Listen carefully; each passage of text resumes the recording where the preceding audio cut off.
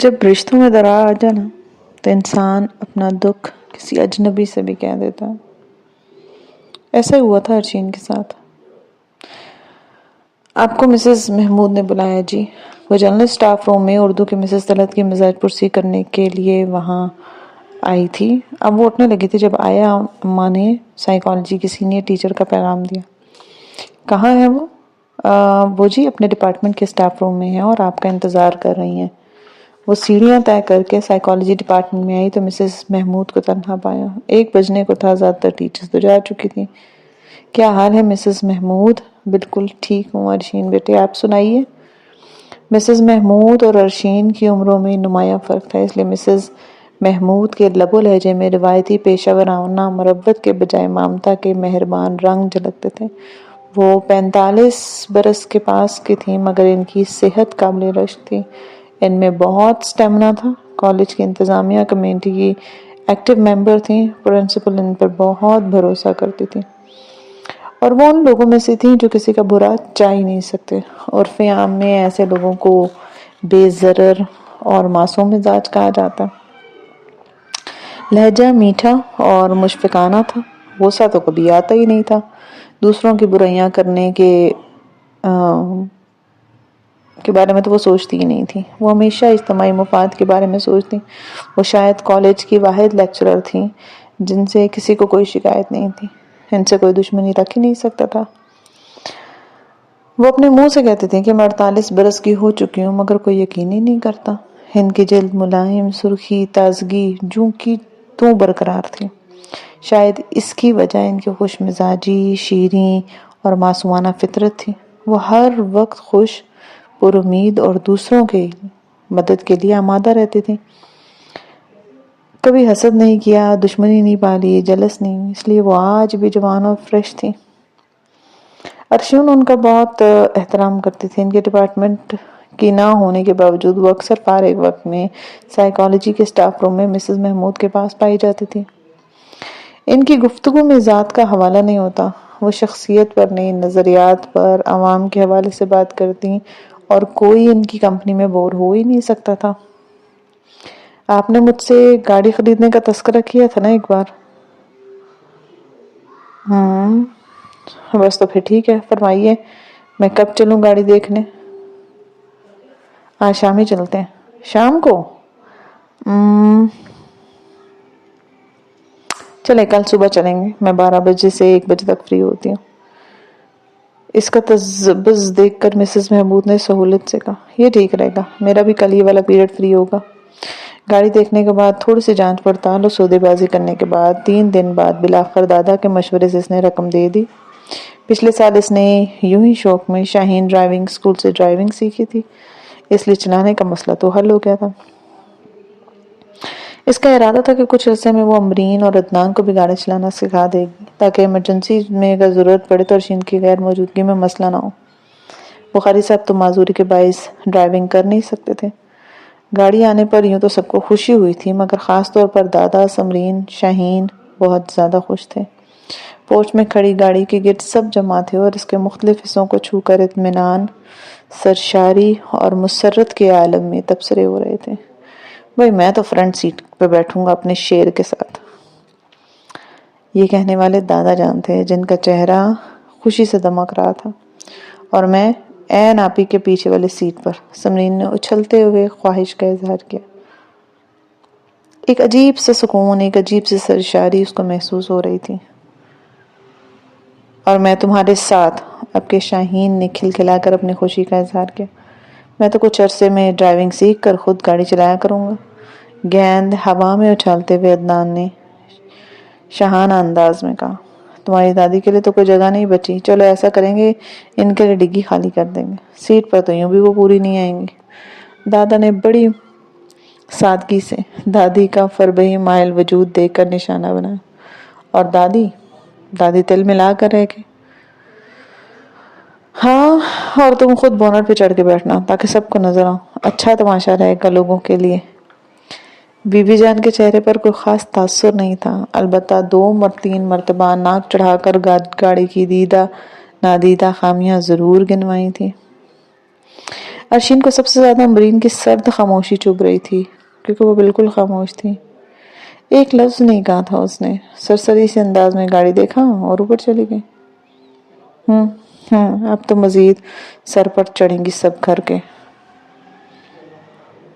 امبرین کمرے میں بند ہو کر جل کر پڑ رہی تھی، دادا کے لاڈ پیار، تعریفیں، دادی کی حمایتیں، بچوں کا جوش و خروش، اسے یہ سب کچھ بہت برا لگا تھا۔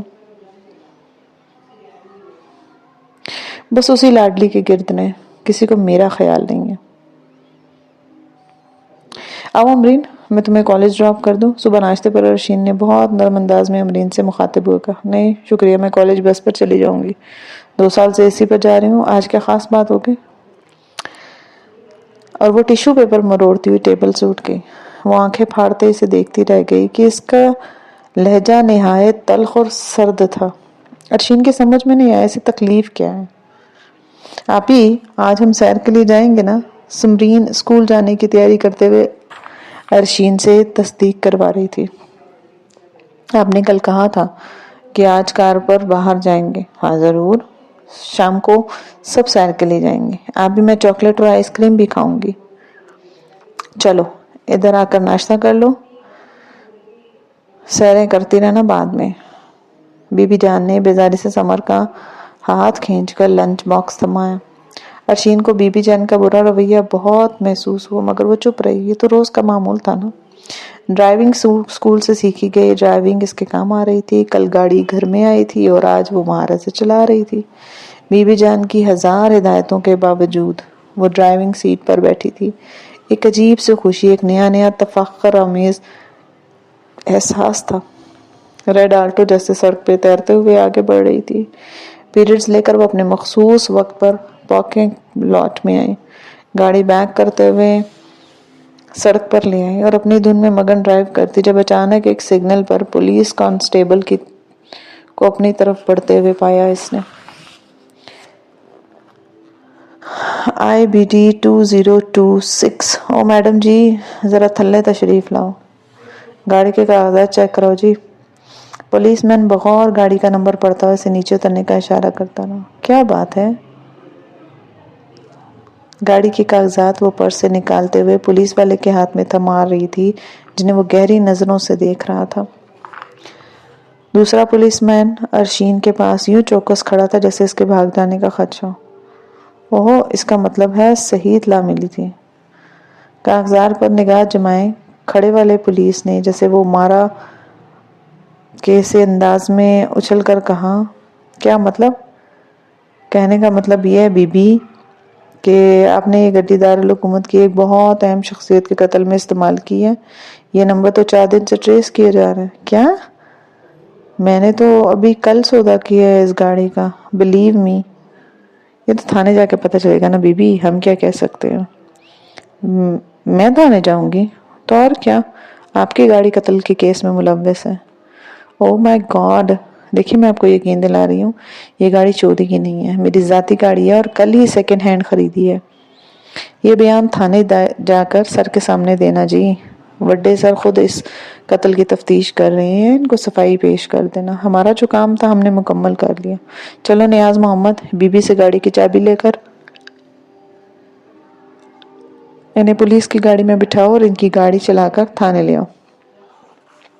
اسے تھانے میں بیٹھے 2 گھنٹے ہونے کو آئے تھے۔ پریشانی کے مارے اس کا برا حال تھا۔ پولیس والوں کے صاحب ابھی تک تشریف نہیں لائے تھے، اس لیے وہ انہی کے انتظار میں بیٹھی تھی۔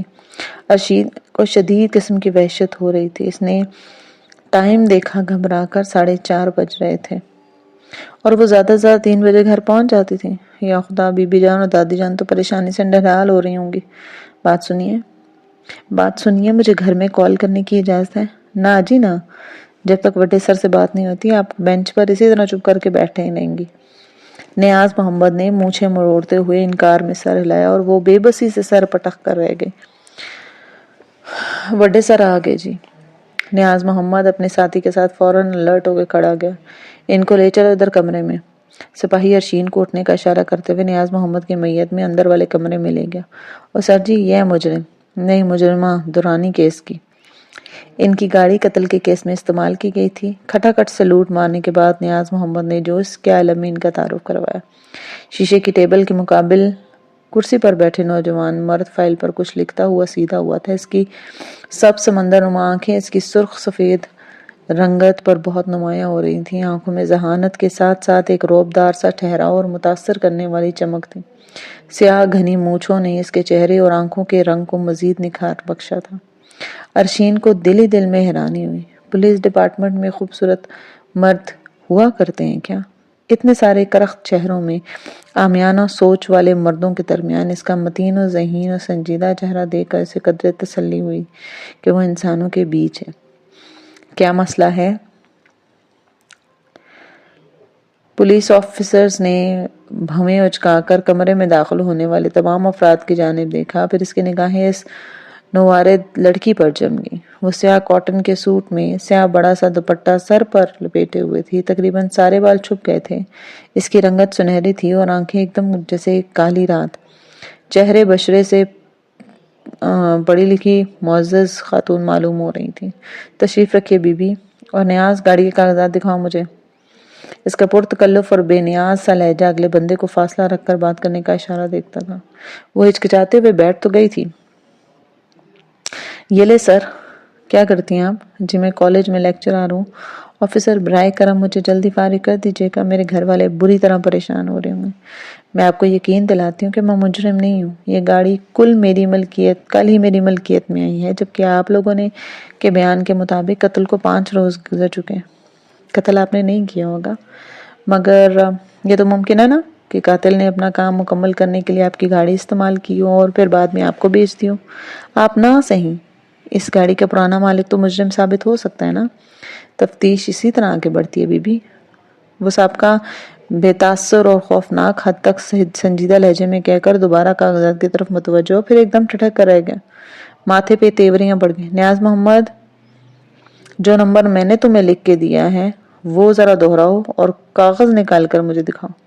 جی سر یہ ہے IBT 2028۔ یہ لیں جی۔ سٹوپڈ، دوبارہ غور سے دیکھو، میں نے 2026 لکھا ہے اور ان کی گاڑی کا نمبر جو ہے وہ 2028 ہے۔ آفیسر نے بری طرح جھلاتے ہوئے اپنے ماتحت کو دیکھا۔ جلدی میں اس طرح لکھا گیا تھا کہ وہ 8 کا تاثر دے رہا تھا۔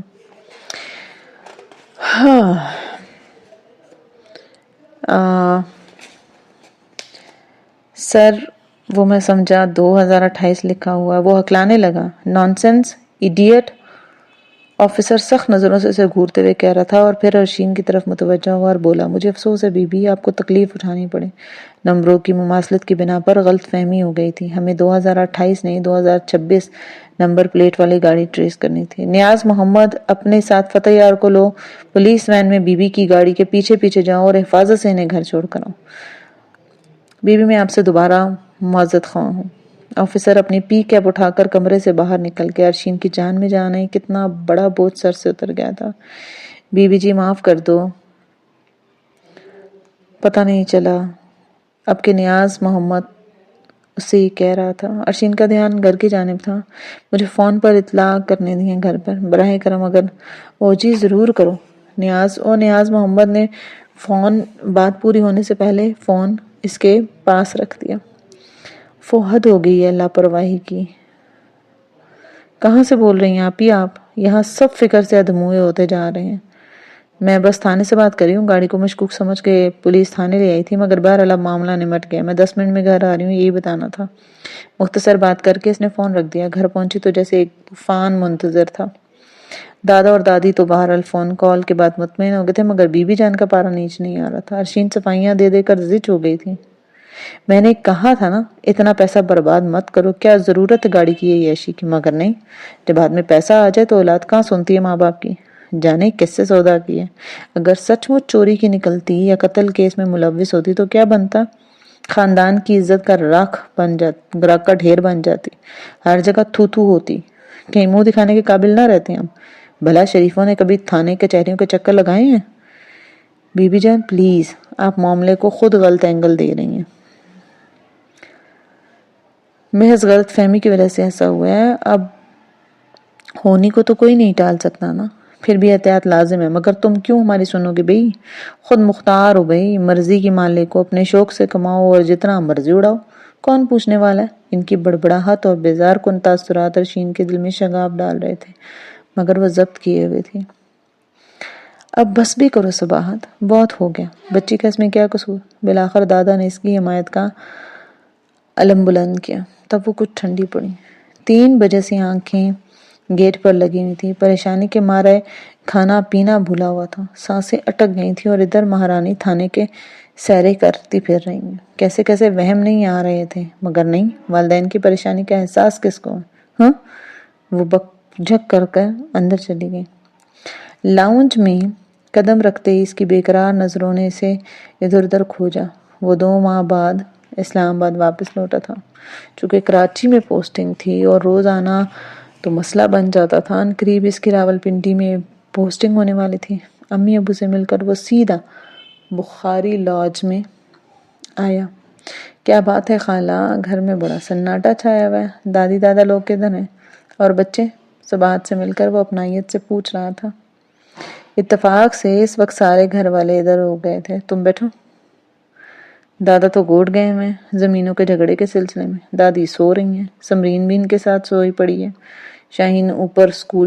شاہین سکول گئی ہے، عدنان حسب معمول گشت پہ نکلا ہوا ہے، ارشین ابھی کالج سے نہیں ہے، البتہ امرین اوپر کمرے میں اپنا لان کا سوٹ سی رہی ہے۔ میں بلاتی ہوں اسے، تمہیں پیاس لگی ہوگی نا، ابھی اسے اسکواش بنانے کا کہتی ہوں۔ صباحت خلاف عادت تفصیل سے نرم لہجے میں بتا رہی تھی۔ وہ سوچ کر رہ گیا، کیا کہتا؟ حلق کو پیاس نہیں لگی؟ دل کو دید کی پیاس کھینچ لائی ہے یہاں۔ اس نے لاؤنج میں لگے کلاک پر نظر ڈالی، 2:30 بجے کا ٹائم تھا۔ اس کے واپس لوٹنے میں اب بھی آدھا گھنٹہ تھا۔ اپنی محبوب ہستی کا انتظار جہاں پر بہت پرکیف ہوتا ہے نا، وہاں جونگسل بھی ہوتا ہے۔ بے قراری، بے چینی اور ہر آہٹ پر چونک پڑنے کی، اور یہ ادا چھپائی نہیں چھپتی۔ ارے سعدی بھائی آپ؟ امرین ماں کے بلاوے پر سست قدموں کے ساتھ نیچے آئی تو اسے لاؤنج میں بیٹھا دیکھ کر حیرت و مسرت سے کنگ رہ گئی۔ کیا حال ہے امرین بی بی؟ وہ بشاشت سے پوچھ رہا تھا اور امرین کی نگاہیں اس کے چہرے پر یوں جمی تھی جیسے وہ مقناطیس کی ہو۔ کتنی دیر تک اسے یقین نہیں آیا کہ وہی سراپا سامنے ہے جس کا تصور اسے پہروں جگاتا تھا۔ ٹھیک ہوں۔ اسکواش بنا کر لائی تو صباحت فون کی گھنٹی پر اندر جا چکی تھی۔ اور بھائی کیا ہو رہا ہے آج کل؟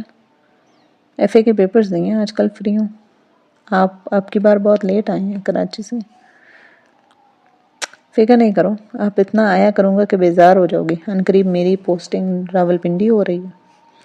اللہ نہ کرے ہم کبھی آپ سے بیزار ہوں، ایسا کبھی ہو ہی نہیں سکتا۔ اس کے لہجے میں اس قدر یقین تھا کہ سعد نے چونک کر اس کا چہرہ دیکھا۔ وہ اس کی ٹرانسفر کی خبر سن کر مسرت سے گلنار ہو رہی تھی۔ سعد کی چھٹی حس بیدار ہو چکی تھی۔ امرین کے انداز میں ایک نیا پن محسوس ہوا تھا، رکا، جھجکا، شرمایا ہوا، کھلا کھلا انداز اور چہرے کی انوکھی چمک، یہ سب کوئی اور ہی داستان سنا رہے تھے۔ جوانی کی ایک منزل پہ قدم رکھتے ہوئے اس دوشیزہ کی نظر کے رنگ بتا رہے تھے کہ وہ البیلی امنگوں کے تقاضے جاننے اور پہچاننے لگی ہے۔ سعد کی پیشانی پر تفکر کی گہری لکیریں پڑنے لگی۔ وہ بغور امرین کے شاداب بھرپور سراپے کا جائزہ لینے لگا۔ ارشین کب تک آئے گی؟ آنے ہی والی ہوگی۔ نازو باجی خوش ہیں اپنے سسرال میں؟ ہاں خوش ہیں۔ وہ نظریں سامنے رکھے گلدان پر جما کر بیٹھا تھا اور امرین کو حد درجے احساس توہین ہوا۔ وہ ذرا انکل بخاری کو سلام کرو۔ وہ سیڑھیاں چڑھ کر اوپر لائبریری میں چلا گیا۔ وہ خجالت سے سن ہو چکی تھی، گویا اس درجہ بے کشش ہے میری کمپنی۔ وہ بری طرح ہرٹ ہوئی۔ ابھی ہوتی نا آپ ہی تو دیکھتی کیسے 2 لفظوں میں جان چھڑا کے جاتے۔ جڑ کے بیٹھ جانا تھا۔ اسے اس وقت عجیب سی جلن، عجیب سی حسد محسوس ہو رہی تھی ارشین سے، اور وہ اس وقت یہ بھی فراموش کر چکی تھی کہ وہ اس سے کتنا پیار کرتی تھی نا۔ تھوڑی دیر میں نیچے لاؤنج میں ایک خوشگوار ہلچل ہوئی۔ دادی نیند سے بیدار ہو گئی، ارشین کالج سے واپس آ گئی، عدنان اور شاہین بھی منظر پر حاضر نظر آنے لگے۔ سعد لائبریری سے نکل کر نیچے لاؤنج میں آیا تو نگاہ سیدھی اس دشمن جہاں پر پڑی۔ اوہو، پاک فوج کے جوان تشریف لائے۔ پرس اور چادر صوفے پر رکھتے ہوئے نیم دراز تھکن سے چور ارشین یکدم اٹھ بیٹھی اور بڑی دلچسپی اور یگانگت سے دیکھنے لگی. کیا حال ہے جناب کے؟ آگے قوم کی لڑکیوں کو رنگ سازی سکھا کے. اے بچے دم بھر کو ٹھہر بھی جایا کرو، آتے ہی یوں توپوں کے دہانے کھول دیتے ہو. دادی نے ناراضگی اس کا مظاہرہ کرتے دونوں کو لاڈ بھرے انداز میں کہا. دادی کتنی اداس اور سونی سونی دکھائی دے رہی ہیں دادا کے بغیر. سعد نے بڑے اہتمام سے معصومانہ قسم کی چھیڑخانی کی. شرم کر لو کچھ. دادی نے خجالت سے ابل پڑی اور چہرہ گلنار سا ہو گیا. بلے بھائی ہماری دادی شرما رہی ہیں، ارشین نے بے سختہ کہا. فکر نہ کرے دادی، اللہ جلد ملائے گا. سعد نے تسلی دی. انداز میں بھرپور شرارت تھی. میں آپ کے غم میں برابر کا شریک ہوں. میں کہتی ہوں حیا کر لو لڑکے. دادی کا بس نہیں چل رہا تھا ان لوگوں کو کیا کر ڈالیں. داڑھی مونچھیں آ گئی ہیں، اتنی عمر کو پہنچ گئے پر عقل نہ آئی. بزرگوں سے مذاق کرتے ہو. ہائے دادی پھر کچھ آپ ہی خیال کریں. عمر ڈھلنے کو ہے، میرے صحرے کے پھول کب کھلیں گے. سعد نے ایک نعرہ غم بلند کیا اور دادی کی گود میں گر کر اپنا من پسند موضوع چھیڑ بیٹھا. خبر نہیں کھلیں گے بھی یا بن کھلے مرجھا جائیں گے. عدنان نے جیسے ہمدردانہ انداز میں ٹکڑا جوڑا. سعد نے سخت خفگی سے گھورا. عزیزی میرے زخموں پر نمک چھڑک کر میرے غضب کو دعوت نہ دو. ہمارے صحرے کے پھول ضرور کھلیں گے، بلکہ اتنے کھلیں گے کہ کھل کھل کر گلزار ہونے لگیں گے. سعد نے کن اکھیوں سے ارشین کو دیکھا جو اس کی اوٹ پٹانگ باتوں پر لاپرواہی سے ہنس رہی تھی. ارشین نے اس ذومانی بات کو سمجھا ہو یا نہ ہو مگر امبرین نے سعد کی نظروں کی چوری ضرور پکڑ لی تھی. اس کے دل میں کبیدگی کی قہر اترنے لگی تھی. سعد پر تیش آ رہا تھا. آخر کیوں وہ اتنی ہری بھری نازک نوخیز ڈالی کو چھوڑ کر خوشبوڑے بے رنگ سے پھول کی طرف متوجہ ہے؟ کیا اس کی بینائی درست ہے؟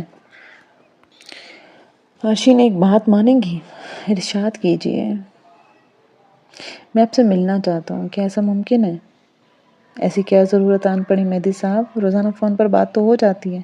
کیا کافی نہیں ہے؟ بالکل نہیں. آپ روزانہ کالج کے لیے جاتی ہیں نا، گھر سے تو نکلتی ہیں. تو ایک دن مجھے غریب کو بھی عنایت فرمائیے. میں سمجھی نہیں. بھائی کالج سے آف کر کے میرے ساتھ کسی ریسٹورینٹ میں لنچ کیجیے. نہیں مہدی صاحب یہ مناسب نہیں لگے گا. دیکھیے پلیز میں کہہ رہا ہوں نا، آپ سمجھنے کی کوشش کریں. میں جتنی آزاد خیال بے فکری نظر آتی ہوں اتنی ہوں نہیں. مجھے گھر میں جواب دینا ہونا پڑتا ہے. میرے آنے جانے کے مخصوص اوقات ہیں جو سب گھر والوں کو زبانی رٹے ہوئے ہیں. چلیں کالج سے کچھ پیریڈ مس کر کے آ جائے گا، میں آپ کو کالج کے گیٹ سے پک کر لوں گا.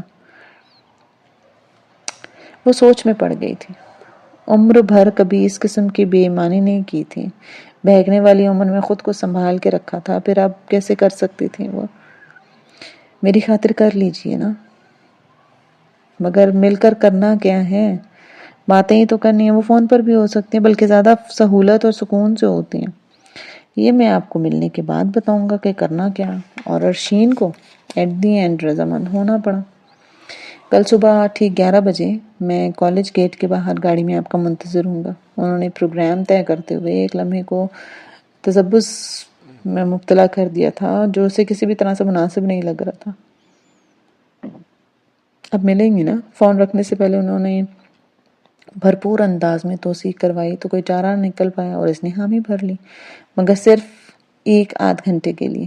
وہ تو مل کر دیکھا جائے گا نا، انہوں نے مسرور لہجے میں کہا اور خدا حافظ کہہ کر فون رکھ دیا. ارشین وہموں کے جال میں پھڑپھڑا رہی تھی. اگر کسی جاننے والے نے دیکھ لیا، کسی کلیگ، کسی اسٹوڈنٹ یا کسی مداح نے پہچان لیا تو پھر؟ سنو امبر، مجھے تم سے ایک بات کرنی ہے. رات کو سونے کے لیے اوپر آئی تو کپڑوں کی الماری میں سر دیے کچھ تلاش کرتے ہوئے امبرین سے کہا، کل کہہ لیجیے گا جو کہنا سننا ہے، میں بہت مصروف ہوں اس وقت. امبرین کے لہجے میں نا بیزاریت تھی اور اس بیزاریت کو دیکھ کر وہ ایک لمحے کے لیے پتھر کسی ہو گئی تھی. ایک پریشانی ہے یار، اس نے ناگواری کا تاثر دے کر پھر اپنائیت جگانے والے انداز میں سے متوجہ کیا. آپ ہی پلیز. امبرین نے سخت عاجزانہ آنے والے انداز میں جلجلائی نظروں سے دیکھا، پھر سر جھٹک کر ہاتھ ہلاتے ہوئے وہ باتھ روم میں گھس گئی تھی. ارشین کو لگا جیسے کسی نے بھرے بازار میں اس کی ذات کو 2 کوڑی کا بنا کر رکھ دیا. وہ دم بخود سی باتھ روم کے دھاڑے سے بند ہونے والے دروازے کو دیکھ رہی تھی. نظروں میں بے یقینی تھی، جیسے اس رد عمل کی اسے توقع نہیں تھی. کیا امبرین اس درجہ مجھ سے دور ہو چکی ہے۔ وہ دکھے دل سے سوچ رہی تھی بی بی جان کی پالیسی کامیاب ہوتی دکھائی دے رہی ہے۔ امرین کی ذات ہی تو اس کے لیے تپتی دھوپ میں واحد گھنا سایہ تھے۔ وہی دکھ سکھ کی سانجھی ساتھی تھی، سکھی تھی۔ سب راز اسی سے کہے سنے تھے، مگر وہ بیگانہ بنی تو ورشین جسے انتقاماً پروفیسر دانیال مہدی کی ذات سے قریب تر ہوتی گئی۔ امید کرتی ہوں آج کی ایپیسوڈ آپ کو اچھی لگی ہوگی۔ ایپیسوڈ اچھی لگتی ہے تو do like, share, comment and subscribe to my YouTube channel. ملتے نیکسٹ ایپیسوڈ میں، تب تک اپنا خیال رکھیے۔ اللہ حافظ۔